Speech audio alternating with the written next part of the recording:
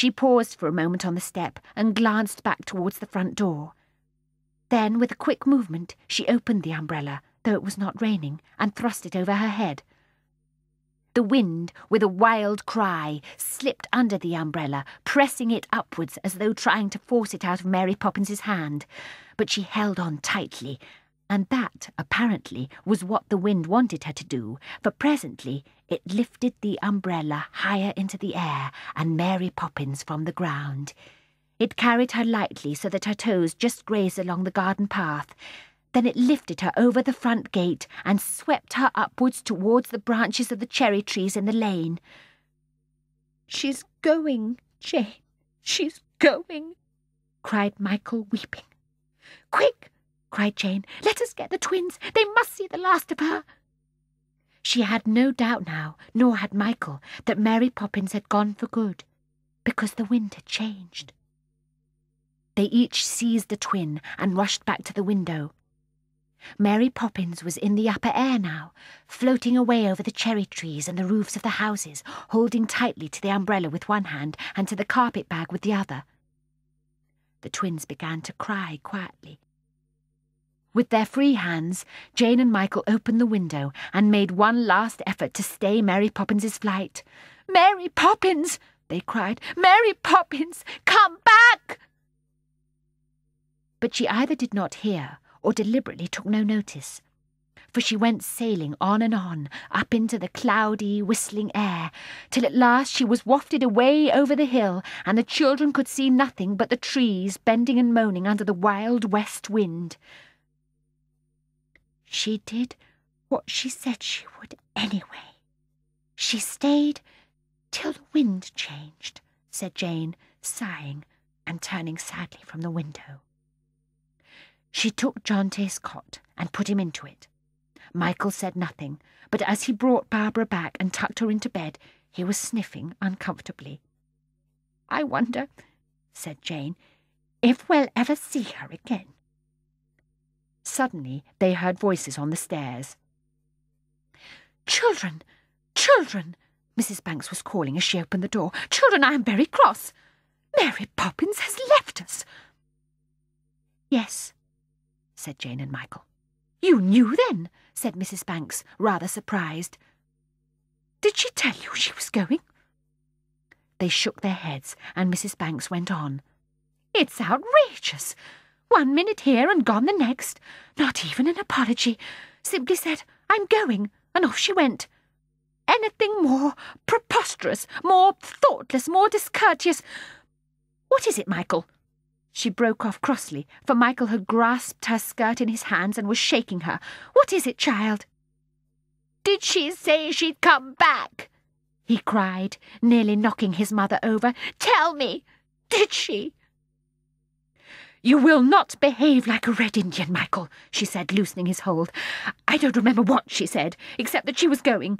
But I certainly shan't have her back if she does want to come, leaving me high and dry with nobody to help me and without a word of notice." "Oh, Mother," said Jane reproachfully. "You are a very cruel woman," said Michael, clenching his fist as though at any minute he would have to strike her. "Children, I'm ashamed of you, really I am. To want back anybody who has treated your mother so badly, I'm utterly shocked." Jane burst into tears. "Mary Poppins is the only person I want in the world," Michael wailed and flung himself onto the floor. "Really, children, really, I don't understand you. Do be good, I beg of you. There's nobody to look after you tonight. I have to go out to dinner and it's Ellen's day off. I shall have to send Mrs. Brill up." And she kissed them absent-mindedly and went away with an anxious little line on her forehead. "Well, if I ever did! Her going away and leaving you poor dear children in the lurch like that," said Mrs. Brill a moment later, bustling in and setting to work on them. "A heart of stone, that's what that girl had, and no mistake, or my name's not Clara Brill. Always keeping herself to herself, too, and not even a lace handkerchief or a hat-pin to remember her by. Get up, will you please, Master Michael?" Mrs. Brill went on, panting heavily. "How we stood her so long, I don't know, with her airs and graces and all. What a lot of buttons, Miss Jane. Stand still, do now, and let me undress you, Master Michael." Plain she was too, nothing much to look at. Indeed, all things considered, I don't know that we won't be better off after all. Now, Miss Jane, where's your nightgown? Why, what's this under your pillow?" Mrs. Brill had drawn out a small knobbly parcel. "What is it? Give it to me, give it," said Jane, trembling with excitement, and she took it from Mrs. Brill's hands very quickly. Michael came and stood near her and watched her undo the string and tear away the brown paper. Mrs. Brill, without waiting to see what emerged from the package, went into the twins. The last wrapping fell to the floor, and the thing that was in the parcel lay in Jane's hand. "It's her picture," she said in a whisper, looking closely at it. And it was. Inside a little curly frame was a painting of Mary Poppins, and underneath it was written, "Mary Poppins by Bert." "That's the matchman. He did it," said Michael, and took it in his hand so that he could have a better look. Jane found suddenly that there was a letter attached to the painting.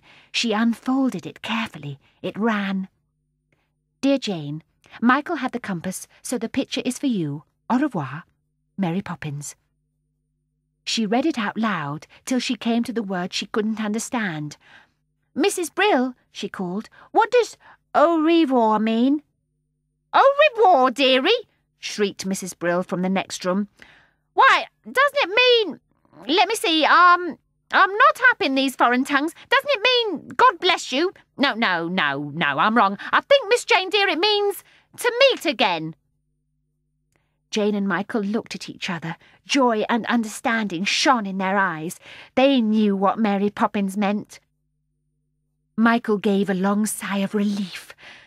"That's all right," he said shakily. "She always does what she says she will." He turned away. "Michael, are you crying?" Jane asked. He twisted his head and tried to smile at her. "No, I am not," he said. "It is only my eyes." She pushed him gently towards his bed, and as he got in, she slipped the portrait of Mary Poppins into his hand, hurriedly, in case she should regret it. "You have it for tonight, darling," whispered Jane. And she tucked him in, just as Mary Poppins used to do.